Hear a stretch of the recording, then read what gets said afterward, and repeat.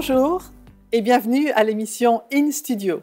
Pendant cette semaine, nous allons étudier et voir ensemble l'heure du choix. Alors, qu'est-ce que ça veut dire? Bien simplement, nous vivons dans une vie qui est parsemée de choix. Et la vie chrétienne elle-même est parsemée de choix. Et notre façon d'y répondre va déterminer notre aptitude à vivre en tant que fils et filles du royaume de Dieu, en tant qu'héritiers et héritières du royaume de Dieu avec Jésus-Christ. Parce que c'est cela le cœur de Dieu, c'est ça le plan de Dieu pour notre vie. Et Jésus, qui est notre sauveur, est aussi notre modèle. Et nous allons voir ensemble comment lui a fait les bons choix et comment il veut nous apprendre, nous aussi, à faire ces bons choix. Alors retrouvons-le directement dans Matthieu, au chapitre 4, Évangile selon Matthieu, au chapitre 4, et au verset 1, il nous est dit « Alors Jésus fut emmené par l'Esprit dans le désert pour être tenté par le diable. » Ça veut dire qu'il a été emmené par l'Esprit afin d'y être tenté par le diable. Et je dois vous avouer que ce verset, au début, pendant tout un temps, bien, je me demandais, mais pourquoi est-ce que Jésus devait être tenté par le diable? Et ce sera le thème de cette première émission. En effet, dans Luc, au chapitre 4, il nous est dit que Jésus a été conduit par l'Esprit dans le désert où il fut tenté par le diable pendant 40 jours. Et là, je trouvais ça un peu plus normal. Mais on va quand même revenir dans le contexte. Qu'est-ce qui s'est passé? Jésus vient tout juste d'être baptisé par Jean-Baptiste. Et il voulait ainsi accomplir ce qui est juste devant Dieu. C'est ce qu'il a dit à Jean-Baptiste. Il est convenable que nous accomplissions ainsi toute justice, la justice que Dieu demande. Jésus, en chaque occasion, a toujours voulu obéir au Père. Et bien que Jésus n'avait jamais commis aucun péché, et on sait que le baptême de Jean-Baptiste était un baptême de repentance, un baptême où il demandait aux gens de changer d'attitude, de changer de comportement, Jésus n'avait pas besoin de changer d'attitude. Il n'était pas pécheur. Il n'avait pas commis de faute qui déplaise à Dieu. Et pourtant, il a choisi d'obéir à Dieu en passant par les eaux du baptême. Pourquoi? Eh bien, en tant que fils de l'homme, en tant que notre modèle, il manifestait par là qu'il voulait mourir à sa propre volonté d'homme pour ne faire que la volonté de Dieu. Lui aussi est passé par cette mort, puisque le baptême représente la mort, il est passé par cette mort vraiment pour dire « Maintenant, je ne vis plus pour moi-même, je vais faire abstraction de ma propre volonté et ce que je cherche, c'est de faire la volonté de mon Père. » Et c'est bien sûr ce qu'il a dit à plusieurs endroits après « Je ne fais rien d'autre que ce que je vois faire au Père. » Il l'a réellement mis en pratique. Et lorsque il est sorti de l'eau, eh bien, le Saint-Esprit est venu sur lui. La Bible nous dit dans Matthieu chapitre 3, verset 16, que le Saint-Esprit est venu sur lui comme une colombe. Et cela aussi pour Jean-Baptiste, c'était le signe que vraiment Jésus était le Fils de Dieu. C'est ce qu'il nous dit par exemple dans Jean chapitre 1, les versets 33-34. Jean-Baptiste nous dit « Je ne le connaissais pas, mais celui qui m'a envoyé baptiser d'eau m'a dit « Celui sur qui tu verras l'Esprit descendre et s'arrêter, c'est celui qui baptise du Saint-Esprit. Et j'ai vu, dit Jean-Baptiste, et j'ai rendu témoignage qu'il est le Fils de Dieu. » Dans cet épisode, lorsque le Saint-Esprit est venu sur lui après le baptême, il s'est passé autre chose aussi. Le Père a fait entendre des cieux des paroles de confirmation. Et nous les lisons dans Matthieu chapitre 3, verset 17, où le Père dit « Celui-ci est mon Fils bien-aimé, en qui j'ai mis toute mon affection. » Et toute mon affection, ça veut dire en qui je prends plaisir. Mon Fils bien-aimé qui m'est agréable. J'approuve ce qu'il fait. Son attitude me fait plaisir. Il cherche à faire ma volonté et moi, ça me réjouit. Nous réjouissons le cœur du Père chaque fois que nous obéissons à sa volonté. Et Jésus a réjoui le cœur de son Père encore et encore. Et il a reçu de lui ce témoignage. Et donc, on voit dans cet épisode le Saint-Esprit qui vient sur Jésus, le Père qui parle du haut des cieux, et on a vraiment une manifestation de ce qu'on appelle la théophanie, la Trinité divine, le Père, le Fils et le Saint-Esprit qui sont manifestés au même endroit. Et c'est important pour nous d'avoir cette révélation aussi du Père, du Fils et du Saint-Esprit. Mais revenons à notre question. Pourquoi le Saint-Esprit va conduire Jésus dans le désert pour y être tenté par le diable? Eh bien parce que Jésus, en tant que Fils de l'homme, va devoir faire face aux mêmes tentations que Adam et Ève ont eues lorsqu'ils étaient sur la terre.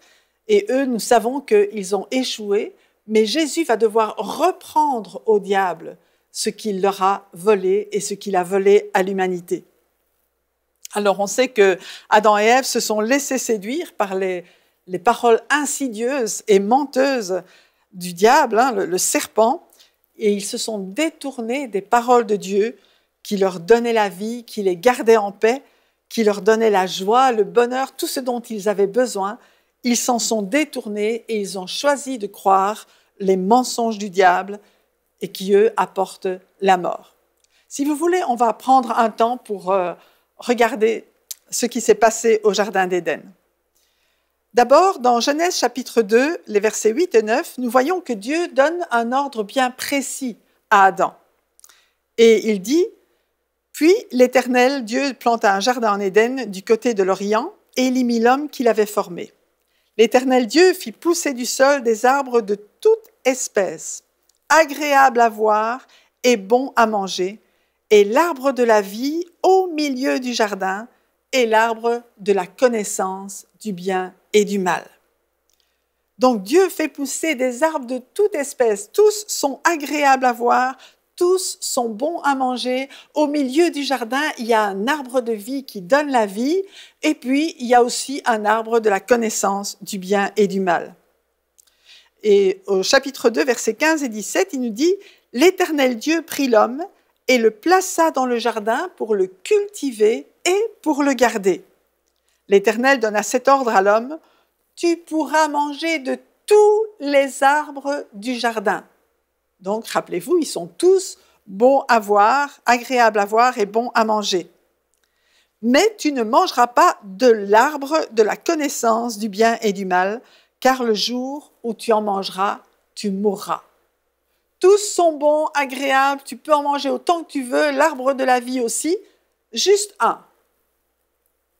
Juste un. Là, celui-là, n'y touche pas, parce que le jour où tu en manges, tu mourras. Voilà un avertissement solennel, un avertissement qui donne à l'homme une responsabilité, qui lui donne la possibilité de choisir. Et c'est important de choisir, parce que la relation que Dieu veut avec l'homme, ce n'est pas une relation d'un marionnettiste avec son pantin où tu fais tout ce que je te demande, c'est une relation d'amour. Et sans choix, sans possibilité de choix, il n'y a pas d'amour possible. Donc Dieu veut permettre à l'homme de choisir lui-même de l'aimer, de choisir de lui obéir, de choisir de lui faire plaisir. Et c'est ce qu'il attend. C'est ce qu'il attend aussi de chacun d'entre nous. Mais malheureusement, ce n'est pas le choix qui s'est produit. Et nous allons voir ce qui s'est passé, même si aujourd'hui on pourrait dire, mais dès le moment où il y a une interdiction, waouh, on veut le faire. Vous regardez un enfant, vous lui dites tu peux faire ça et tu ne peux pas faire ça. Immanquablement, vous avez le dos tourné, il va aller faire la chose qu'il ne peut pas faire. Parce que à partir du moment où il y a le péché qui est entré dans l'homme, il y a ce désir de désobéissance. Il y a une pulsion qui pousse à désobéir. Mais ce n'était pas le cas pour Adam. Adam n'avait jamais péché. Il n'y avait pas cette hérédité pécheresse chez lui. Donc c'était vraiment un libre choix d'obéir ou de désobéir. Et il pouvait jouir autant qu'il voulait des bénédictions de Dieu. Il pouvait manger autant qu'il voulait de l'arbre de la vie, cet arbre qui donne la vie éternelle. Aussi longtemps qu'il en mangeait, eh bien, il jouissait de la vie éternelle. Et c'est ce que Dieu voulait pour lui. Mais nous retrouvons dans les versets 18 à 25, on voit que bien, Dieu a créé Ève aussi à partir d'une côte d'Adam, Et Adam, certainement, a donné à Ève le même avertissement. On peut manger de tous les arbres du jardin, mais pas l'arbre de la connaissance du bien et du mal. Parce que c'est important pour nous de continuer à jouir de cette communion avec Dieu. C'est important vraiment de marcher main dans la main avec Dieu. Vous imaginez Dieu chaque soir, il venait dans le jardin. Chaque soir, il y avait cette relation avec Adam et Ève.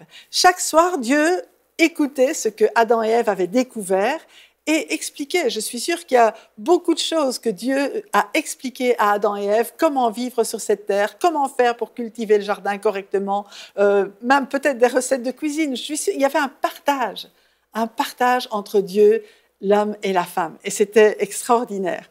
Et probablement aussi, moi je crois personnellement qu'ils n'ont pas désobéi tout de suite et qu'ils ont commencé à obéir à l'ordre de Dieu qui était de multiplier et de remplir la terre. Jusqu'au jour où quelque chose de dramatique s'est produit. Et ça, on le lit dans Genèse chapitre 3 et au verset 1. Le serpent était le plus rusé de tous les animaux des champs que Dieu, éternel Dieu, avait fait. Il dit à la femme, « Dieu a-t-il réellement dit, vous ne mangerez pas de tous les arbres du jardin ?» Dites-moi, est-ce que Dieu avait dit ça? Dieu n'avait pas dit ça du tout. Il avait dit, tu pourras manger tous les arbres, sauf un. Et le mot traduit, le serpent était rusé, n'est-ce pas? Et le mot traduit par rusé signifie sournois, astucieux. Il ne dévoile pas son jeu. Il vient et il fait croire des choses qui ne sont pas, mais il a des intentions cachées. Et les intentions cachées, ça va toujours être de détruire ce que Dieu fait, de détruire la relation entre l'homme et Dieu et d'abattre vraiment les choses, les bonnes choses que Dieu fait, il veut les détruire. Et il choisit pour cela de prendre la forme d'un animal qui a la même caractéristique que lui. Le serpent, il est rusé. Et sa tactique, la tactique du diable, elle est toujours la même. Elle est la même aujourd'hui. Il essaye par tous les moyens de nous faire douter de la parole de Dieu, de nous faire croire que ce que Dieu dit, c'est pas vrai. Et pour cela, il va tordre la parole de Dieu. Il va dire quelque chose que Dieu a dit, mais en le tordant, en lui donnant le sens que ça n'avait pas au départ. Et un peu de vérité, parfois séduit, bien sûr. Il y a quelque chose de vrai. Il parle de manger les arbres du jardin. Donc on est attiré, on croit, mais oui, c'est vrai, mais non. Il y a un peu de vérité, mais il y a beaucoup de mensonges. Et nous devons rester attentifs à ce que nous lisons, à ce que nous écoutons, pour voir si tout est correct par rapport à ce que Dieu dit. Parce que Dieu avait dit, tu pourras manger de tous les arbres du jardin, sauf un. Et regardez bien ce qui se passe, parce que la Bible nous dit que Satan, c'est un séducteur, c'est un menteur. Et on voit souvent le serpent, n'est-ce pas, avec des yeux qui hypnotisent. Et il essaye vraiment d'aller vers la volonté, vers le cerveau même de Ève pour mettre la confusion.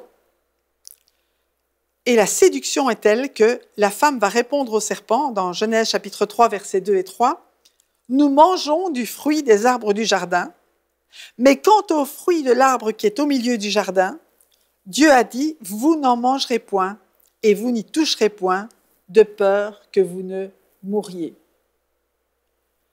Elle se trompe dans sa réponse, parce que la Bible dit clairement, Dieu a mis un arbre au milieu du jardin, et cet arbre, c'est l'arbre de la vie.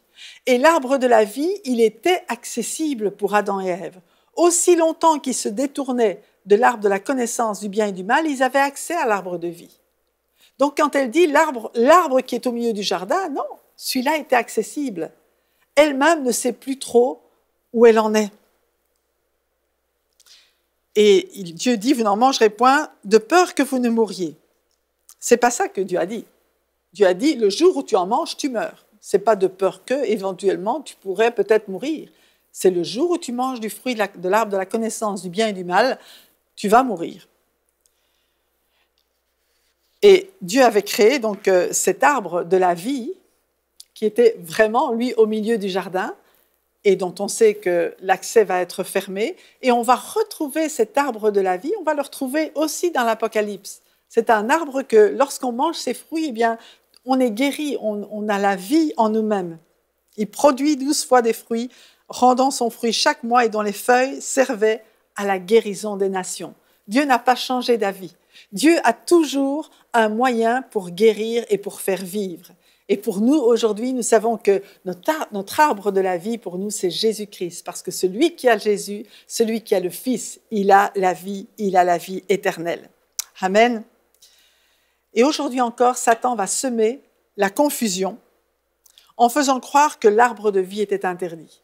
Si vous questionnez des personnes qui connaissent un petit peu la Bible, eh bien, ils vont dire oui, comme Ève. Ils retiennent la réponse de Ève qui dit « l'arbre qui est au milieu du jardin, on ne peut pas en manger ». Et beaucoup, si vous les questionnez, ils vont dire « mais non, on ne pouvait pas manger l'arbre de vie. C'est l'arbre de vie. » Mais si, ils pouvaient en manger. Vous comprenez que lorsqu'on est séduit par l'ennemi, par une parole, par un mensonge, on ne sait plus où est la vérité, où est l'erreur. Et nous avons besoin, nous, d'être plongés dans la parole de Dieu pour pouvoir tenir ferme vraiment sur ce que Dieu dit et pas de l'à peu près. Alors, on va lire par exemple dans 1 Timothée chapitre 4 à partir du verset 1. Mais l'Esprit dit expressément que dans les derniers temps, et nous croyons que nous vivons dans les derniers temps, n'est-ce pas?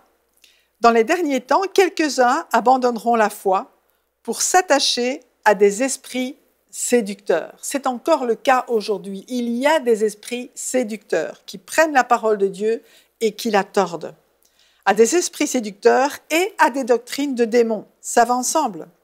Par l'hypocrisie de faux docteurs portant la marque de la flétrissure dans leur propre conscience.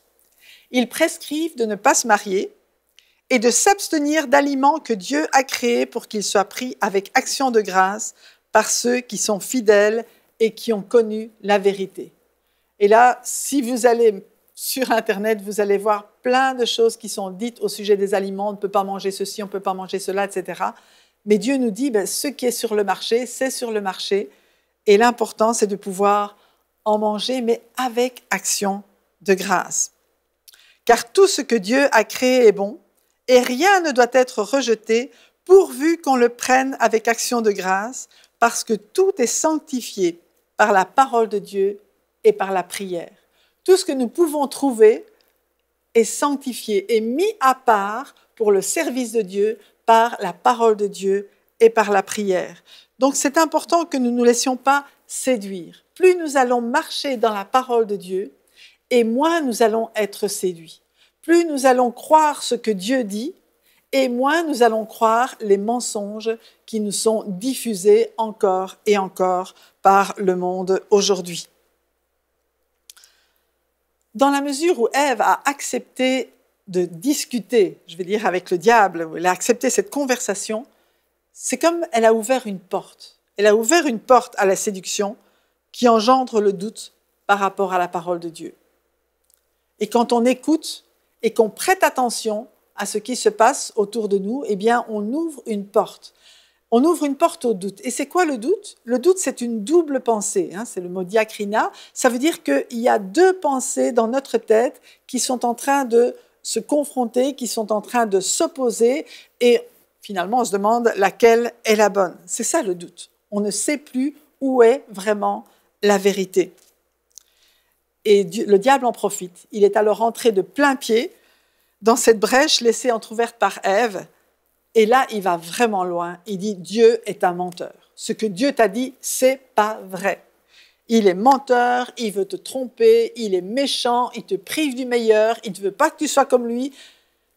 Et le monde aujourd'hui croit que le diable est bon et que les plaisirs du monde sont bons et que Dieu veut nous priver de tout ce qui est bon et veut nous rendre malheureux.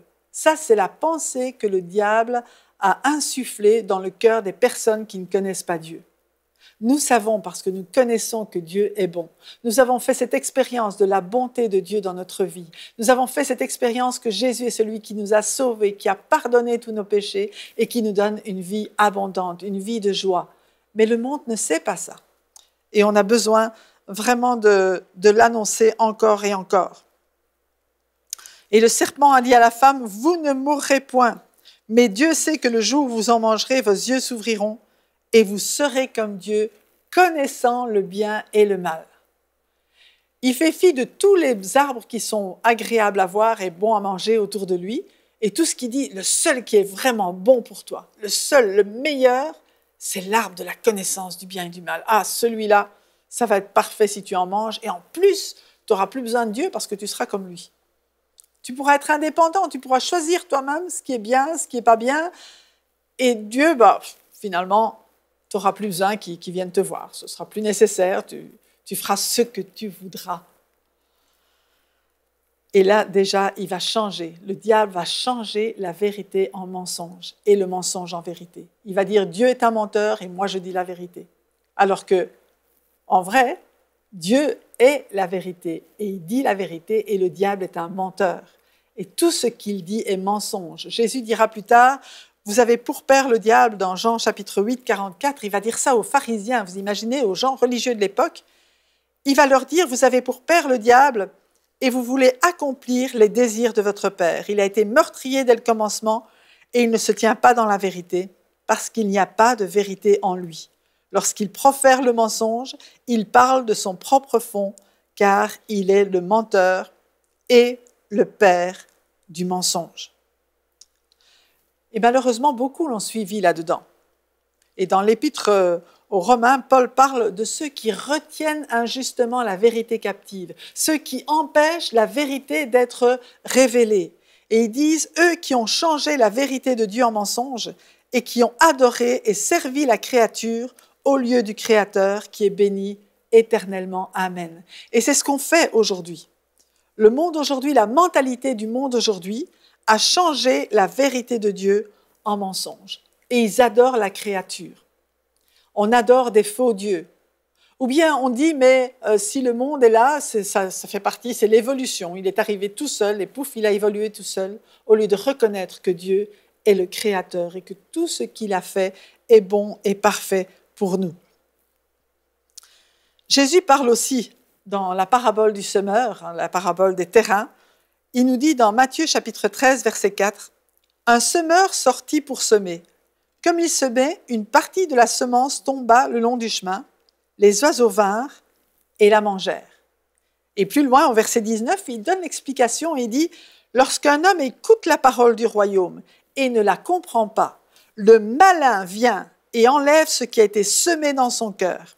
Et cet homme est celui qui a reçu la semence le long du chemin. » Et dans le même passage, Jésus va dire « Mais pourquoi le malin a-t-il un accès aussi facile ? Pourquoi c'est si simple pour le diable d'enlever la bonne semence de la bonne parole de Dieu qui a été mise dans le cœur ?» Et au verset 15, il dit « Car le cœur de ce peuple est devenu insensible, ils ont endurci leurs oreilles, ils ont fermé leurs yeux, de peur qu'ils ne voient de leurs yeux, qu'ils n'entendent de leurs oreilles, qu'ils ne comprennent de leur cœur, qu'ils ne se convertissent et que je ne les guérisse. Mais heureux sont vos yeux parce qu'ils voient et vos oreilles parce qu'elles entendent. » Et à son tour, Paul va dénoncer la complicité entre les incrédules, entre ceux qui ferment leur cœur à la vérité du royaume de Dieu et le Dieu de ce monde. Ils sont d'accord ensemble. 2 Corinthiens, chapitre 4, versets 3 et 4 nous dit « Et si notre évangile demeure voilé, il ne l'est que pour ceux qui vont à la perdition, pour les incrédules. Le Dieu de ce monde a aveuglé leur esprit et les empêche ainsi de voir briller la lumière de la bonne nouvelle qui fait resplendir la gloire du Christ, lui qui est l'image de Dieu. » Et aujourd'hui encore, chaque être humain se trouve devant un choix. Croire Dieu, croire la parole de Dieu, croire la manifestation de son amour en Jésus-Christ, la manifestation de sa puissance, de sa sagesse, et les mille et une manières dont il se révèle. Même ceux qui sont loin, qui n'ont pas encore reçu le témoignage de Jésus, et merci Seigneur, c'est de plus en plus rare, ils ont la nature pour manifester la grandeur et la puissance de Dieu. Et beaucoup d'entre eux, ils ont à cœur de louer le Créateur du monde. Mais chacun se trouve devant un choix. Ou alors, croire le diable qui lui se déguise en ange de lumière, et par des mensonges, des tromperies, des illusions, il essaye, il tente d'éloigner les hommes, loin de la face de Dieu, afin qu'ils ne cherchent pas Dieu.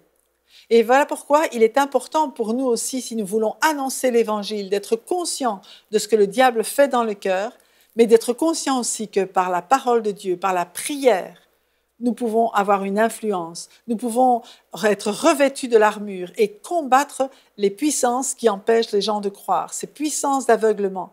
Si vous voulez parler de Jésus à une personne qui est autour de vous, parlez d'abord de cette personne à Jésus. Et prenez autorité sur les esprits qui l'empêchent de voir briller la lumière de l'Évangile. Dieu nous dit de prier pour tous les hommes. C'est important afin que chacun puisse être rendu capable de faire ce choix, d'être devant le vrai choix, de pouvoir choisir Jésus-Christ comme Sauveur et Seigneur et de revenir dans le chemin que Dieu a préparé pour eux. Et ce qui s'est passé au Jardin d'Éden, c'est que Ève s'est laissée tenter, elle a mangé du fruit. Adam, qui était à côté d'elle, n'a rien fait pour l'en empêcher. Au contraire, il en a mangé lui aussi. Les deux ont été séduits, les deux ont choisi de désobéir à Dieu et de manger le fruit de la connaissance du bien et du mal. Et Ève, qui est la première à en avoir mangé, n'est pas tombée morte tout de suite. Alors peut-être qu'Adam s'est dit, mais c'est vrai, Dieu a dit qu'on mourrait, puis Ève n'est pas morte, je vais en manger aussi. Peut-être il a fait ce raisonnement. Et au lieu de croire ce que Dieu avait dit, il a cru son expérience. Et là, c'est encore un autre piège. Bien souvent, on fait certaines expériences et on dit, mais pourquoi Dieu dit ça et moi je fais telle expérience? Et on va croire l'expérience au lieu de croire la parole de Dieu. Mais s'il avait cru la parole de Dieu, le monde ne serait pas dans l'état dans lequel il est maintenant. Si lui avait résisté à la tentation, eh bien, le diable n'aurait eu aucun pouvoir, ni sur lui, ni sur ses descendants. Il a choisi de fonder sa vie sur un mensonge et pas sur la vérité. Et la mort a vraiment fait son apparition dans le monde. Parce qu'à partir de là, ils ont été chassés du jardin, ils n'ont plus eu accès à l'arbre de vie. Et Dieu a dû vraiment intervenir, et c'est là que les premiers sacrifices ont eu lieu pour pouvoir couvrir la nudité de l'homme, pour pouvoir malgré tout garder une forme de relation entre Dieu et l'homme, mais qui ne sera vraiment restaurée que lorsque Jésus va venir et que ceux qui acceptent Jésus retrouvent cette relation avec le cœur du Père. Amen.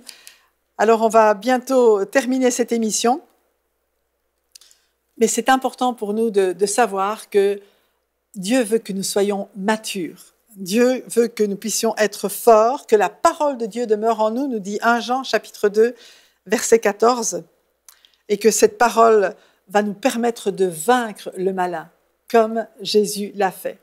Et nous continuerons dans la prochaine émission. Nous allons retrouver Jésus au désert et voir comment il a résisté, lui, à cette tentation de l'ennemi. Alors, à bientôt et que Dieu vous bénisse. On se revoit demain.